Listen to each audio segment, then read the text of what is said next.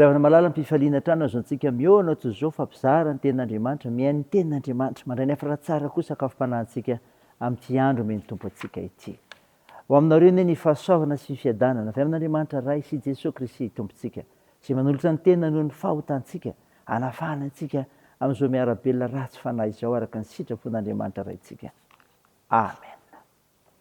Alarobia 9 oktobra 2024 vaniziny antsika ny loha teny manao hoe miavao amin'ny tompo ny mpino andeha ary avana idera sy ankalazan'andriamanitra isika. Mandrenesa izao ry fihena rehetra mihainory mponina rehetra amin'izao tontolo izao na ny ambany na ny ambony na ny manan-karena na ny malahelo ny vava koa hiteny fahendrena ary ny fieritretan'ny foko dia fahalalana angilana ny sofoka haino ateny aho ary hanonona teny sarim-pantarina ampiarahako amin'ny dokanga. Nahoana natao ohatra amin'ny andro fahoriana aho noho ny manodidina ny ara-tsy ny mpamingana dia izay matoky ny hareny sy mirehire amin'ny haben'ny fananany tsy misy mahavitra ny rahalahy akory na mahazo mamen'Andriamanitra izay avony. Miderany Jehovah fa tsara izy eny mandrakizay ny famindramom-pony. Amen.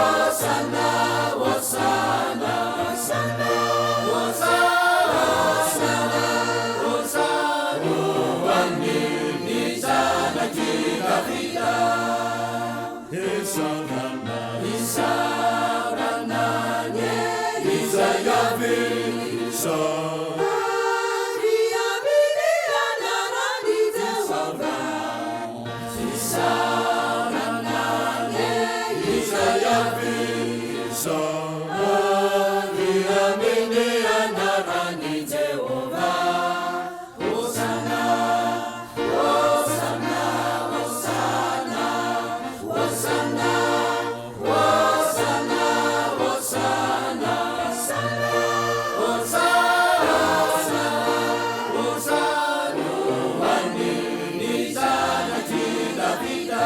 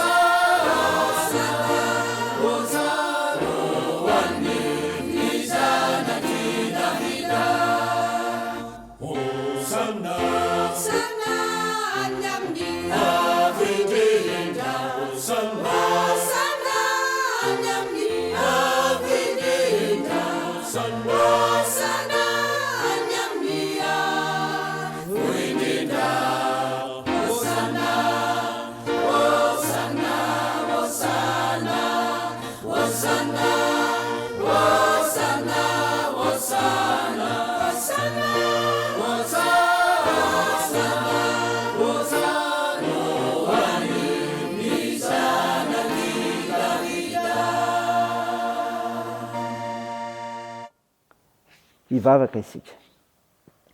Ry tompoandriamanitra io, Andriamanitra tompony finoana ianao ka mitondra fahavelomana ho anay satria mahay sy mahalala ny zavatra rehetra. Midera sy mankalaza ary mivonahitra narinao masina izay Tompo, manoloana zany fitiavanao anay izany. Mahatsiaro ny tenanay koa nefa izay fa sy tanteraka noho ny fahamasinanao, koa manatonao ampanetreteny izay. Mandra fo aminay, mamela ny elikay, no ny hafitra nentin'i Jesosy Kristy teo amin'ny hazo fijaliana ho anay. Tompo, hamakisehan'ny mofinainy izay, dia ny tenin'Andriamanitra omena ho anay amin'ity indray. Dia taorian'ny fananao masina, mba mantaranay ny sitraponao, ho mariky ny fiavozanay. Aoka hitombo ny finoana ianao, lay masina. Anaran'i Jesosy Kristy Tomponay, novanay izany vavaka izany. Amen. Ny mofinaina ho antsika amin'ity ity ry havana malala dia hitanao amin'ny epistila soratan'i Paoly amin'ny Kolosianina.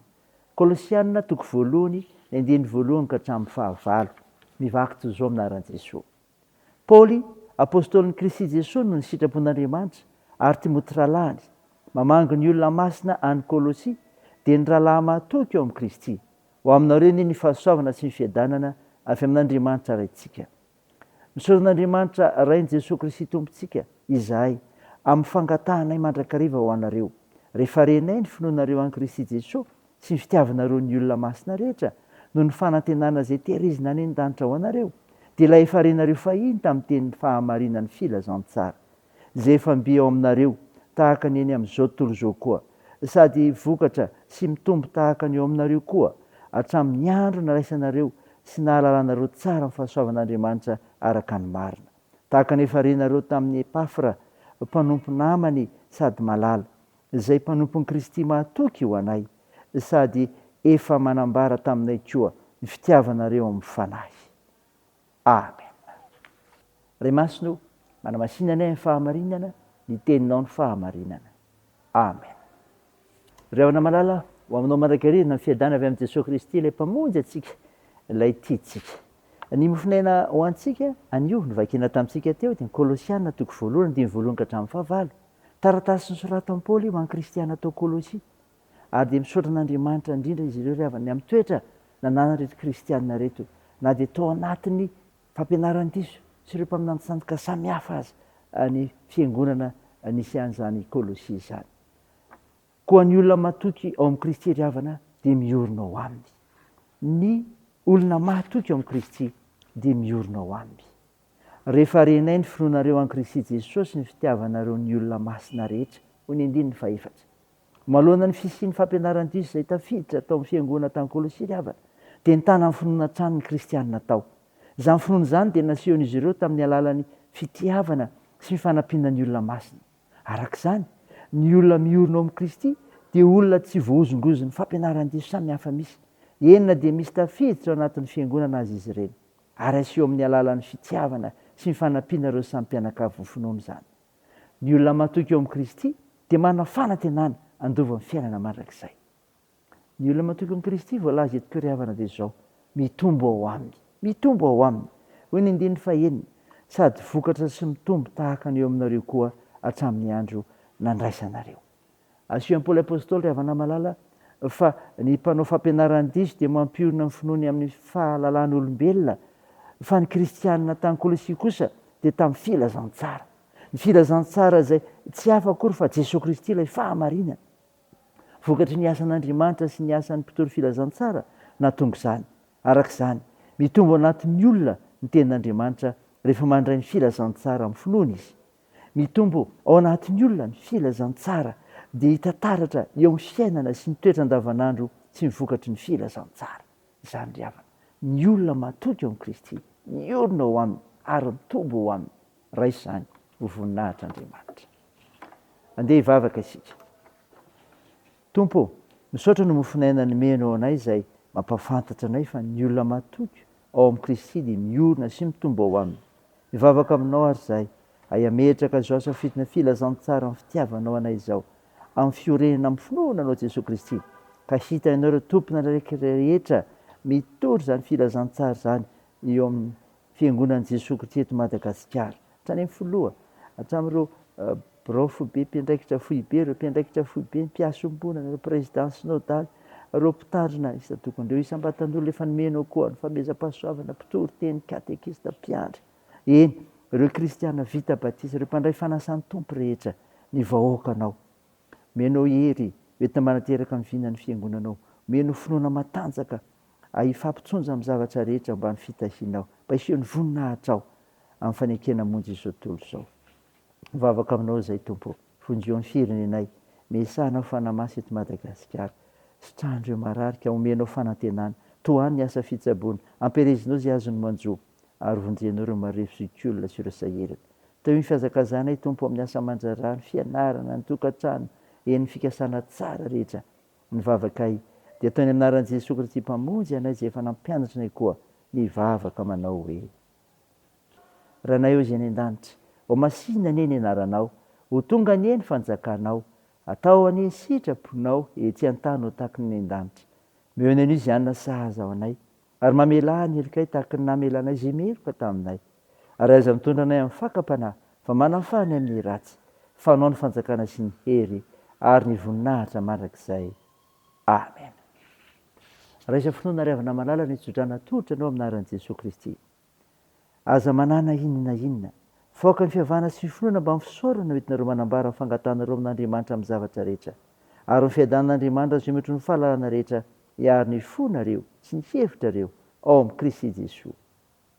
Amen. Ho an'Andriamanitra hery ny voninahitra amin'ny anaran'ny Ray sy ny Zanaka ary ny Fanahy Masina. Amen.